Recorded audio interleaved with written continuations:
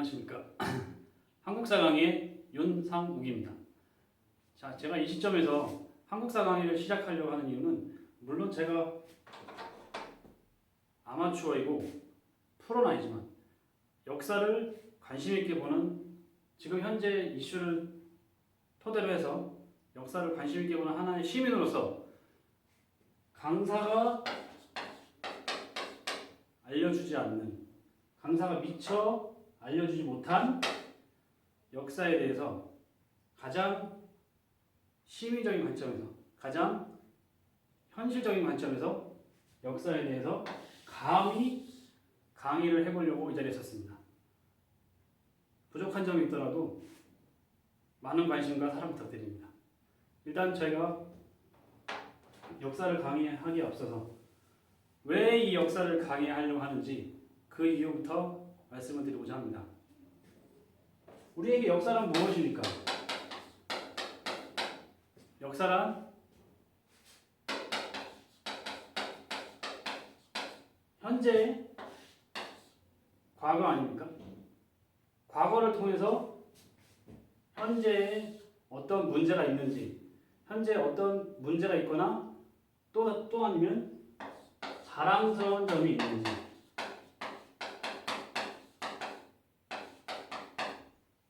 그것을 천천히 살펴보고 또 다시 그런 과오나 잘못을 반복하지 않도록 우리가 다시 한번 되새김하기 위해서 역사를 보는 거 아니겠습니까? 일단 역사를 볼 때 우리는 어떤 역사를 가장 중점적으로 보고 있는지 한번 알아보겠습니다.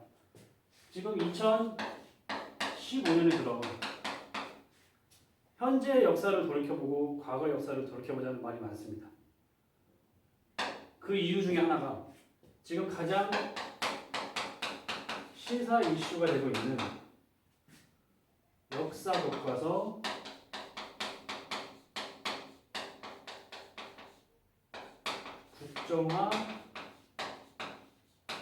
국정화에 대한 문제입니다. 역사 교과서가 왜 국정화되는 것이 문제이냐? 우리나라가 역사 교과서가 국정화됐을 때가 1972년 유신체제 이후 1974년, 그것도 유신 시절이죠.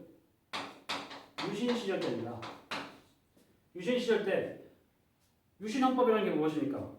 유신헌법 때 박정희 대통령이 만든 장기 집권 프로젝트 중에 하나, 대통령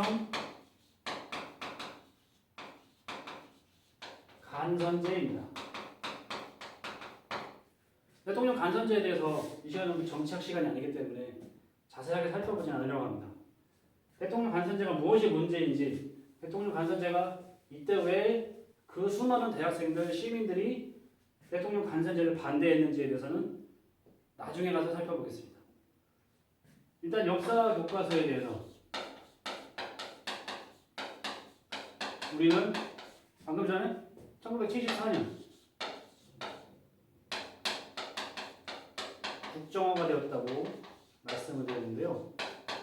그 이후에 쭉 국정교과서가 내려오다가 2002년, 이때가 김대중 정부 때죠.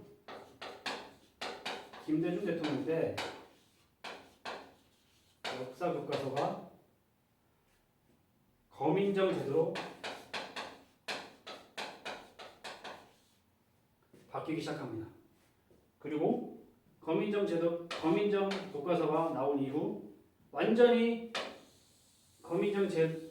이 국정 교과서에서 역사 교과서가 거민정 제도로 바뀐 것이 정확하게 2010년 이명박 정부 시절입니다. 근데 지금 다시 2015년, 이미 확정 고시됐죠. 2015년 박근혜 정부 들어서 다시 역사 교과서가 국정화되었습니다. 제가 여기서 국정 교과서에 대해서 왜 문제가 있는지 그거에 대해서 논하기에는 좀 사실 위험 부담이 있습니다. 이 위험 부담을 저는 굳이 회피할 생각도 없지만 지금 당장에 언급하지 않겠습니다. 왜냐? 저희가 이번 시간에 강의할 내용은 바로 조선시대에 있고 앞으로 쭉 이어져 나갈 강의가 바로 조선사 강의입니다. 조선사 강의이기 때문에 물론 이 조선사 강의를 쭉 들으시고 본인께서 학생께서 쭉 공부를 하신 다음에 왜 역사 교과서가 문제가 있는지 아니면 역사 교과서가 본인 생각에 역사 교과서가 이래서 맞는구나 그런 생각이 드신다면 뭐 저도 어쩔 수 없죠. 그거는 개인의 생각의 자유이기 때문에 어쩔 수 없다고 생각이 드는데 일단 역사 교과서를 논한 이유는 우리가 왜 역사를 관심을 가져야 하는가.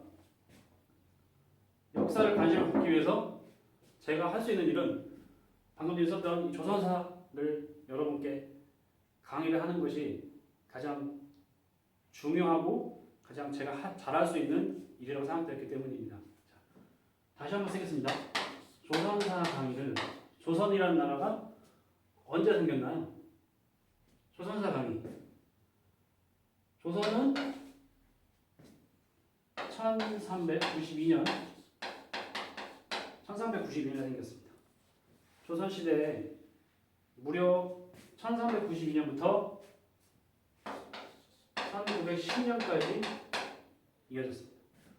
1392년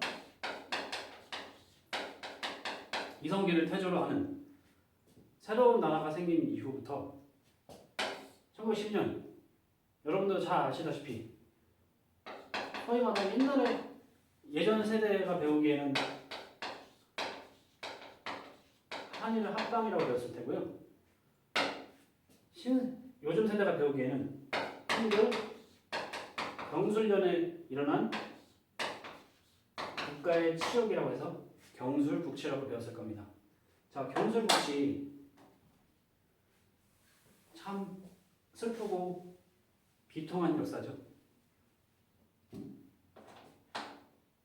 그럼 지금부터 조선에 대한 새로운 관점으로 가장 시민적인 관점으로 가장 친숙한 관점으로 조선에 대해서 풀어보겠습니다.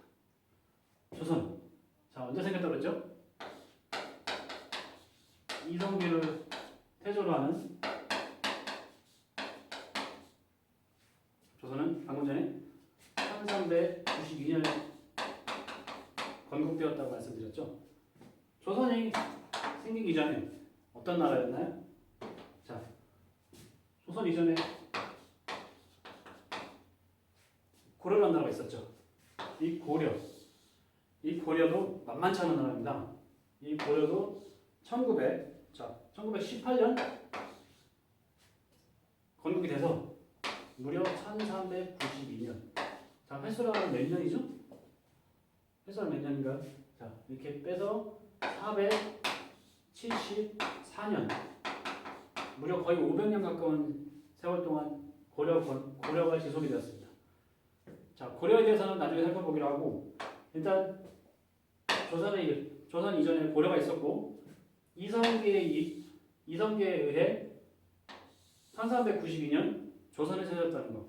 자, 조선이 세워진 이후로 1910년 경술국치에 있기까지 무려 518년 동안 1392년부터 1910년까지 무려 518년 동안 조선이 쭉 유지가 됐는데 이 조선이 생긴 그 역사적인 사건에 대해서 쭉 알아보려고 합니다. 자, 조선은 어떻게 생겼나요?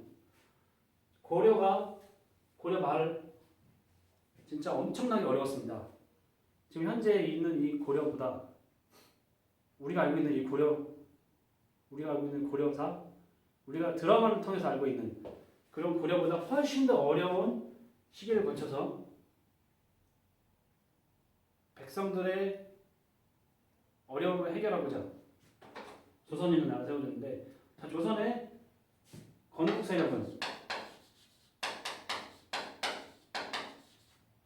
건국 조선시대 세운 건국 세력은 죄송합니다. 바로 고려 말에 있던 신진사대부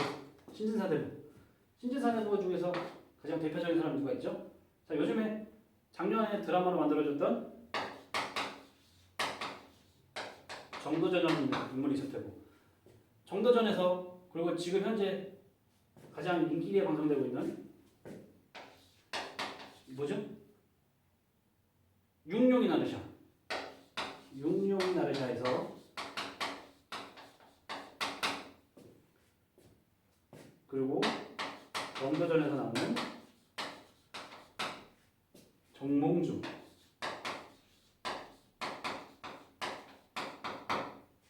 그리고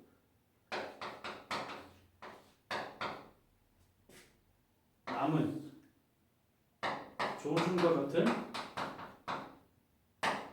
신진사대부들이 이 이성계와 신흥 무인 세력이었던 이성계와 같이 세운 나라가 조선이라고 할 수 있겠습니다. 자, 그러면 이성계가 과연 어떠한 매력이 있었기에 그렇게 공부하고 똑똑한 신진사대부들이 그 당시에 타락하고 무능했던 고려를 무너뜨리고자 이성계와 손을 잡았는지 그 점에 대해서 천천히 살펴볼 텐데요.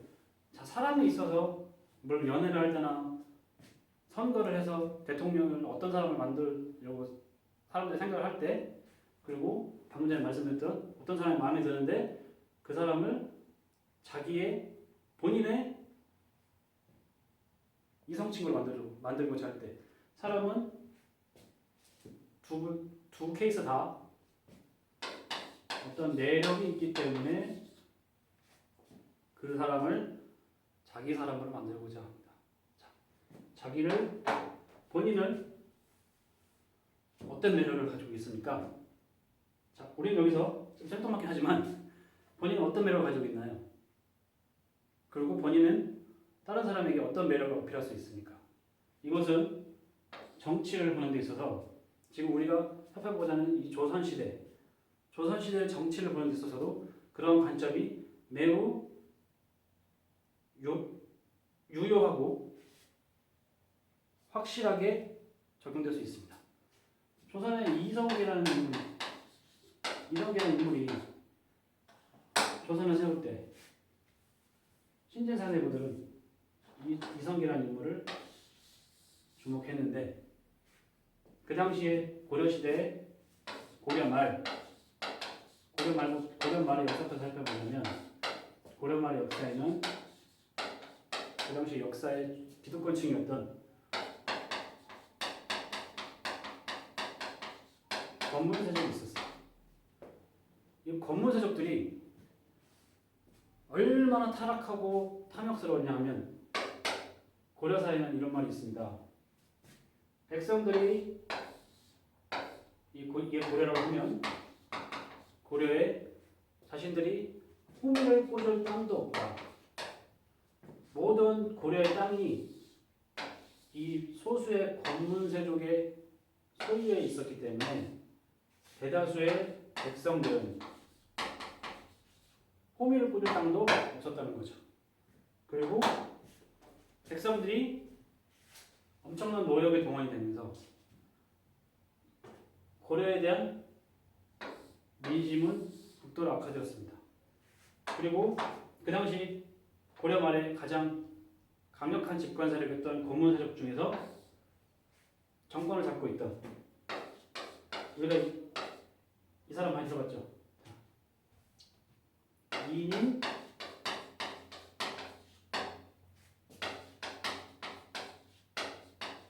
영웅방, 그리고 임경미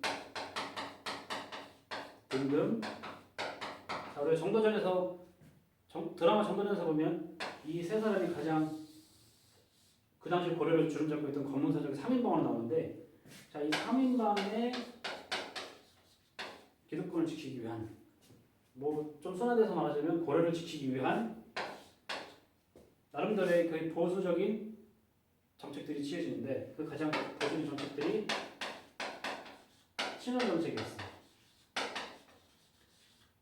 신흥 정책에 대해서는 지금 현재 제가 여기서 이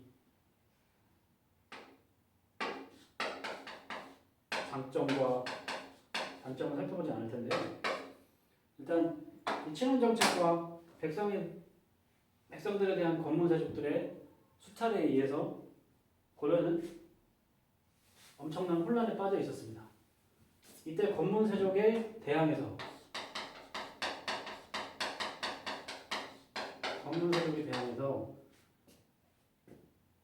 백성들을 걱정하고 새로운 정치 이념으로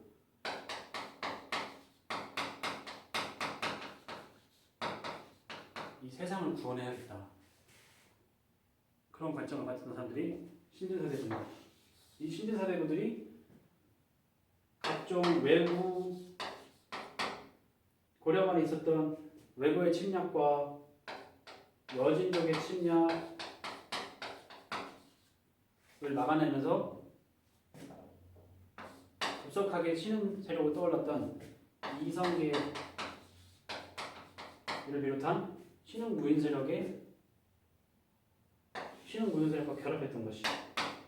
신흥 무인 세력은 고려만의 어지럽던 정세 속에서 외적의 침입으로부터 고려를 각종 전쟁에서 승리함으로써 백성들의 민심을 얻기 시작합니다.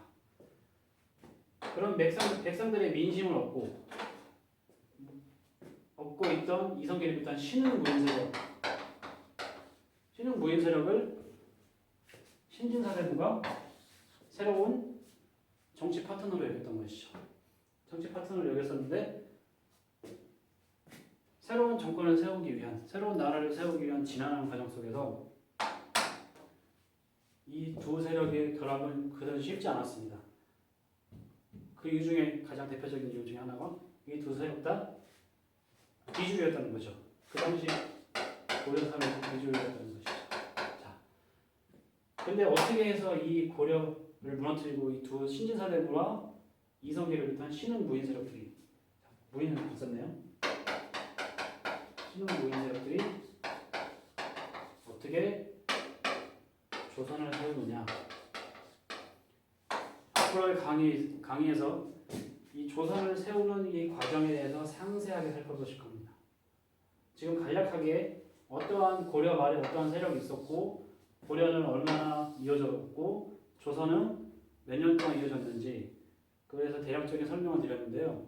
그리고 어떠한 세력들이 고려를 만들었는지 이것에 대해서 간략하게 설명을 드렸는데 앞으로는 조선이 어떤 왕이 나타나고 어떠한 인물들이 어떠한 사건, 어떠한 정책들을 내놓음으로써 고려를 이끌어갔는지 이 점에 대해서 쭉 살펴볼 겁니다.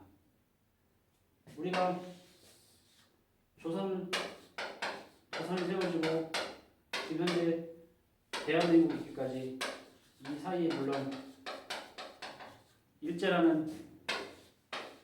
식민지라는 시기가 있었긴 했지만 지금 현재 대한민국은 상해 임시정부의 법통을 계승하고 4.19 민주혁명 그리고 더 나아가서는 한반도를 지배했던 이 조선의 뿌리를 두고 있다는 거 그리고 더 나아가서는 고려가 있기 전에 여러분들 다 알다시피 고구려, 백제, 신라 이런 고구려랑 백제, 신라 더 나아가서는 우리의 역사가 반군 조선 고조선이라고 하죠. 고조선까지 연결되어 있는지 조선의 역사를 봄으로써 우리가 자랑스러운 우리 역사를 다시 살펴보고 우리가 왜 역사에 관심을 가져야 되는지 이러한 역사를 왜 자랑스러워하고 제가 이 강의의 제목을 어여쁜 우리의 역사라고 했는데요. 어여쁜 우리의 역사가 될 수 있는지 이 점을 앞으로 조선의 역사를 살펴봄으로써 설명드리고자 합니다. 오늘의 강의 여기까지고요. 자, 앞으로 부족한 강의지만 열심히 해볼 테니까 여러분께서는 함께 공부한다 생각하시고 같이 함께 해주셨으면 좋겠습니다. 이상으로 오리엔테이션을 마치겠습니다. 감사합니다.